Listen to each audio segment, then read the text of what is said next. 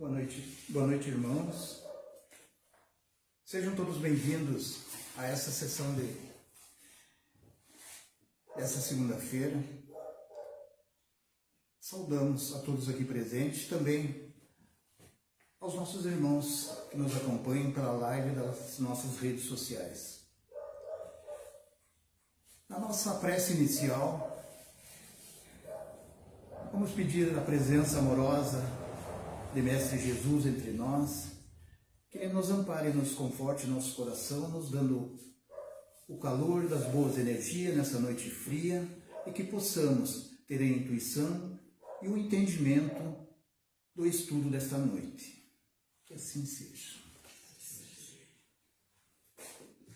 O nosso tema da noite de hoje está contido no Evangelho segundo o Espiritismo, capítulo 21, falsos cristos, falsos profetas. Nós vamos refletir hoje no item 6 e 7. Não acrediteis em todos os espíritos. Os irmãos acreditam em espíritos? Acredito que a totalidade dos irmãos aqui presentes e os que nos acompanham acreditam. E aqueles que não acreditam sabem, intuem, sentem que existe algo maior, algo superior, que a nossa vã filosofia ainda desconhece. Hoje vamos falar sobre os espíritos. Não pretendemos dar a explicação para tão importante tema, mas as pinceladas importantes para entendermos esta conexão entre o mundo físico e espiritual. Espíritos existem, sempre existiram, desde que a humanidade é humanidade. E na épocas remotas, falsos profetas, falsos cristos, ainda na sua ignorância, usavam a sua mediunidade essa que todos nós temos, mais ou menos desenvolvidas, e usavam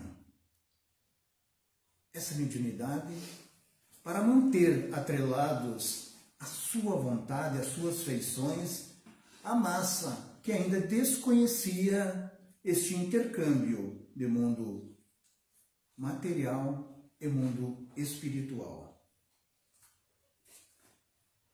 E passaram-se muitos e muitos séculos, gerações, até que o Espiritismo veio para desvelar, para tirar o véu sobre estes mistérios.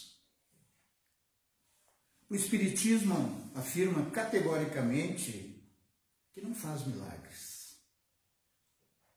mas ele indica os caminhos para a nossa redenção, tanto física como espiritual. Ele nos mostra que a solução, que a cura das nossas dores está dentro de nós. E se nós formos capazes de puxar as nossas intenções boas de dentro para fora, em busca da cura das nossas vicissitudes, nós podemos conseguir. Mas temos que querer. Precisamos nós querer. E o Espiritismo, nesse contexto, vem nos apresentar os meios, os caminhos, porque sendo uma filosofia racional, raciocinada, nos dá todas as explicações para todas as vicissitudes que nós enfrentamos na nossa jornada. Todo o efeito tem uma causa, diz o Espiritismo. Nada é por acaso. E aí nós começamos a entender, quando viemos procurar esta ajuda, além do espetaculoso, mas aquela ajuda que mexe com o nosso íntimo, que mexe com a nossa razão, que mexe com a nossa alma, com o nosso coração. Nós viemos à casa espírita pela dor ou por amor. E muitas vezes essa dor se transforma em amor.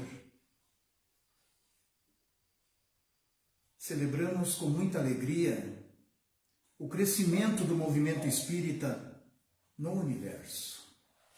E trazendo particularmente para a nossa comunidade, para a nossa casa aqui, percebemos o grande número de simpatizantes e adeptos que vêm em busca de uma explicação lógica, uma explicação plausível para suas inconformidades, para suas dores. E o Espiritismo proporciona isto. Então, quando ele tira esse véu desses mistérios, ele abre caminhos para um mundo novo, para uma nova era. A verdade sobre os mistérios dos dois mundos intriga a todos. Assim como a geologia, a química, a física, a antropologia vieram mostrar as leis do mundo material, o Espiritismo nos traz as leis ainda desconhecidas do mundo espiritual. O porquê dos porquês. Da mesma forma, o Espiritismo desvelou também uma nova classe de espíritos. Os espíritos zombateiros, os espíritos egoístas, os espíritos pseudo-sábios, que não vivem entre os homens, e sim entre os desencarnados, onde eles usam esse disfarce invisível para sussurrar na mente do espírito encarnado e influenciá-los em suas ações. Na questão 459, melhor dizendo, do Livro dos Espíritos, Kardec indaga aos espíritos se eles influenciam na nossa vida de encarnados. E eles respondem, muito mais que imaginais. Tanto é que muitas vezes são eles que vos conduzem. Pode ser assustador, né? A gente saber que não somos dono das nossas ações muitas vezes. E muitas vezes, na nossa passagem por esse mundo, assim, nós nos perguntamos, como é que eu fiz determinada coisa? Então, a influenciação desses espíritos zombateiros, desses espíritos que proclamam os falsos profetas, os falsos cristos. São João disse numa passagem deste item que nós devemos não acreditar em todos os espíritas, mas nos perguntar se eles vêm de Deus. Como saber se eles vêm de Deus? O Espiritismo também nos mostra e nos dá caracteres dos bons e maus espíritos. Um bom espírito, um espírito superior, Ele não vai te intuir coisas absurdas, coisas impossíveis, coisas materiais.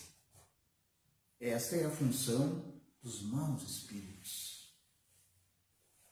Os bons espíritos vão te intuir caracteres de alto valor moral. É na moralidade das atuações que se reconhece as boas intuições recebidas. A nossa preguiça espiritual nos atrasa muito porque queremos tudo para ontem, que as coisas sejam resolvidas de uma forma rápida, sem dor e sem compromisso. Seria bom, né? Mas qual o ganho que teríamos na eternidade se passarmos numa vida se passarmos numa existência sem passarmos pela dor, sem passarmos por atividades que nos elevem, simplesmente estarmos caminhando numa estrada sem destino nenhum, sem compromisso nenhum, sem objetivo nenhum. Então, a definição de bons e maus espíritos pode se dar de uma forma sobre uma passagem que Jesus falou sobre árvore e fruto. Quando ele diz: se conhece uma boa árvore pelo seu fruto. Uma boa árvore dará bons frutos. Mas uma má árvore não dará maus frutos. Não dará bons frutos, melhor dizendo. Então essa definição de espíritos maus e espíritos bons vai muito ao encontro daquilo que nós atentamos para nós. Porque como o mundo é movido pelo pensamento, somos nós que atraímos aqueles espíritos que estão ali, à espreita, conforme a nossa energia, conforme a nossa vibração. Orai e vigiai, o Espiritismo já diz que devemos estar sempre atentos a esse tipo de intuição. Devemos fazer ela passar pelo crivo da nossa inteligência. Porque quando você é intuído de alguma forma sobre uma questão qualquer e você não parar para pensar, será que se eu fizer isso, eu não vou prejudicar o meu irmão? Eu não vou prejudicar o meu familiar? Eu não vou prejudicar a mim?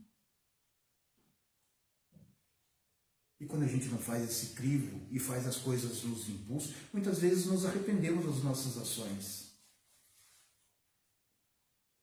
O arrependimento é válido, porque todos nós devemos e temos a chance de nos renovar, apesar de todas as nossas imperfeições. Mas Deus, na sua bondade, faculta a todos nós essa possibilidade de nos renovarmos.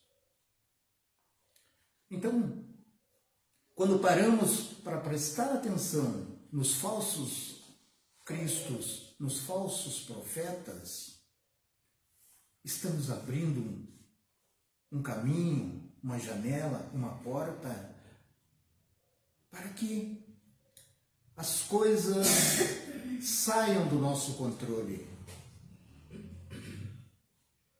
Porque não existe felicidade e merecimento sem o trabalho árduo, na caridade principalmente, mas o trabalho árduo do amor, sentimento mais importante que foi colocado no coração do homem, no coração da humanidade.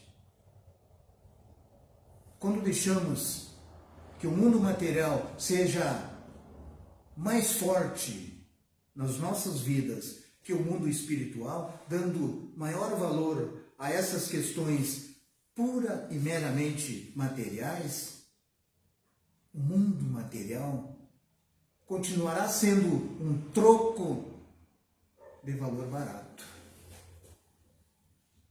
Não entendendo nós, não sabendo nós ainda na nossa ignorância. E quando se fala ignorância, é quando não estamos sendo chamados de burros, mas por ignorar alguns fatos. Alguns. Porque aqueles que querem ter esse merecimento vão procurar esses esclarecimentos, vão procurar através do estudo, através das suas boas intenções. Porque a sua boa intenção de fazer a caridade, de fazer o amor, não está vinculada ao credo religioso, filosófico que você participa. A melhor religião para Deus é aquela que você faz o bem. O Espiritismo nos dá essa grande liberdade de fazer esse tipo de comentário, porque a gente abraça o amor e a caridade. E quando estamos a lutar para fazer um mundo melhor para nós e para as nossas descendências, isso se torna agradável aos olhos do Pai. Mas também existe uma guerra invisível entre os dois mundos, e principalmente no mundo espiritual, daqueles irmãos que partiram da terra e foram para a erradicidade, que se negaram a receber as bênçãos da cura, das suas imperfeições, e preferiram viver ainda na erradicidade. E eles vão se juntar às falanges do mal para se degladiar, se debater com a falange do bem. Então essa guerra invisível que nós não nos percebemos, mas que muitas vezes os defeitos estão entre nós, e se a gente parar e nos percebermos, veremos que os acontecimentos que ocorrem na atualidade, muitas vezes a sua origem está em lugares desconhecidos do nosso conhecimento, mas que refletem na nossa vivência aqui, hoje. Então o Espiritismo vem para abrandar esse sentimento raivoso ainda existente e colocar o homem em alerta contra essa influenciação dos falsos profetas, dos falsos cristos. Que nós possamos, nas nossas intuições, e todos nós as temos, todos, não precisa ser somente trabalhador de uma casa espírita para ter essas intuições. Todos nós temos, todos nós sentimos arrepios, todos nós sentimos presenças. Quando nos sentirmos em dúvida com o que está acontecendo conosco neste momento, podemos usar uma arma poderosa que foi nos dada e nos faz muito bem: a oração. Em qualquer momento, sob qualquer sentido, pedir com fé, confiar que Pai, que Deus Todo-Poderoso não abandona seus filhos, nós começaremos a resolver todas as nossas questões imperfeitas que habitam em nós. Somos intuídos sempre. Trabalhadores da casa espírita sabem disso, porque de quem mais sabe, mais será cobrado. Então as tentações que todos os trabalhadores de todas as casas, não exclusividade aqui, mas de todas as casas têm nesse sentido, os levam sempre a estar em guarda, no orai e vigiai. E é isso que a gente sempre recomenda nessa criação desses falsos profetas, desses falsos cristos que existem, porque quando você vê uma situação espetaculosa, uma armação de um projeto espiritual, mas que a primeira coisa que acontece é a cobrança, perde todo sentido. Todos nós recebemos um dom de graça. E Deus disse: use de graça o que de graça recebestes. Então tenhamos muito cuidado com esses falsos profetas, com esses falsos Cristo, e principalmente nos indagarmos a nós mesmos. Como estamos recebendo as intuições dos Espíritos em nossa vida? Com certeza hoje aqui, apesar do frio, a presença maravilhosa de todos vocês aqui, estamos rodeados de irmãos do outro plano. Aqui está lotado de espíritos que estão aqui.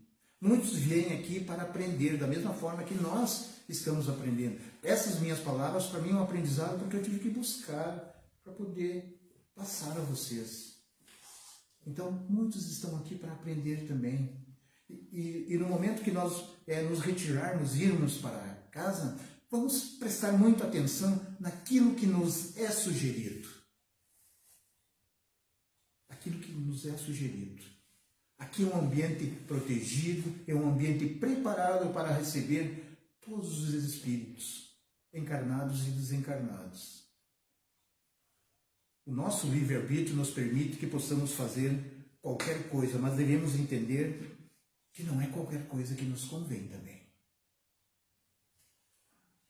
Era essa a nossa mensagem para a noite de hoje, fria. Obrigado pela atenção, pela paciência de vocês de nos ouvirem nesse pequeno estudo que fazemos semanalmente, 2 vezes por semana, na nossa Casa Espírita. Muito importante esse trabalho realizado por todas as casas espíritas em todo o universo. Revelar para o homem o porquê das suas, como vamos dizer, das suas feridas ainda não curadas, das suas dores, dos seus desconfortos. E na Casa Espírita, muitas vezes você encontrará o conforto, o amparo e a explicação para tudo que acontece com vós. Tenham todos uma boa noite, um bom retorno aos seus lares, uma boa semana iluminada, e que Deus Pai Todo-Poderoso possa nos intuir a bons pensamentos, a boas atitudes, e que possamos seguir nessa estrada em direção a tudo aquilo que Ele espera dos seus filhos na regeneração. Que assim seja.